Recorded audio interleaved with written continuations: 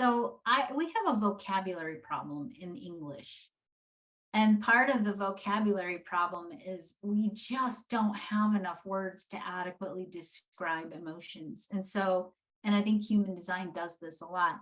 We have this like giant catch-all phrase that we call emotions, and we glom everything into it, and we call every type has an emotional theme. Well, it's really not an emotional theme.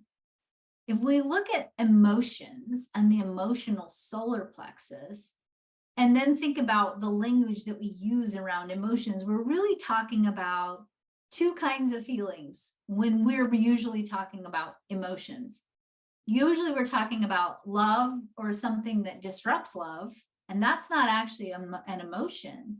That's universal to all of us. We all need love. We all love.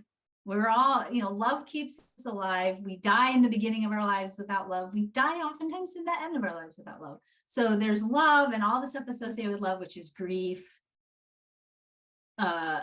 resentment, all those other things that are related to relationship stuff, right?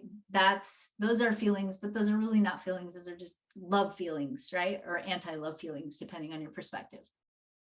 The second container that we talk about in human design are the emotional themes by type. Well, are those emotional themes by type?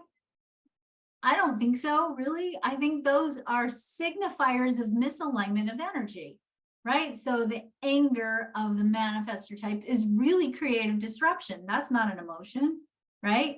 The frustration of the generator types is momentum. It's that feeling that, oh, something's coming. And usually we struggle with it because we're afraid that we're misreading the cues and we doubt ourselves. So when we get frustrated, instead of going, oh, I should sit with this and see what happens, we quit because we're like, oh, I'm failing, right? And so we don't actually let ourselves be with our frustration.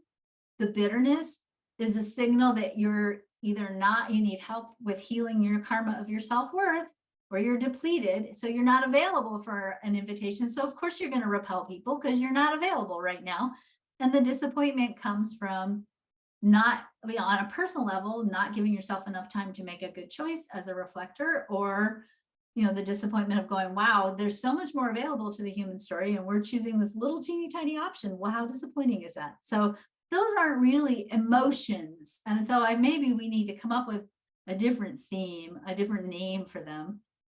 So those are the type signifiers. I don't know, the type signals.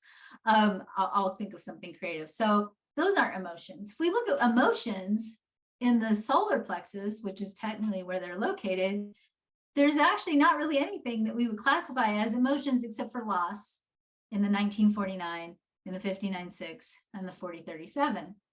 And those losses are actually tied to manifesting. So the loss of community and the loss of support is, well, let me rephrase that. Support and community expedite the manifestation process.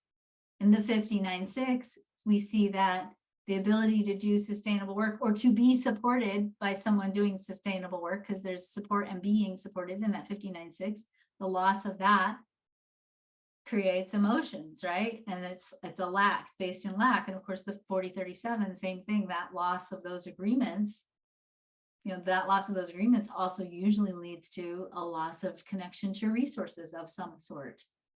So really, the solar plexus is not about emotions or feelings in the way that we talk about it. It's really about creativity and consciously using that energy to enhance what you're creating in your life. So I could do a whole workshop on just emotions, right? It's just, there's so much there to unpack. So for all intents and purposes, I'll say the emotional themes, we need to rename them. How's that?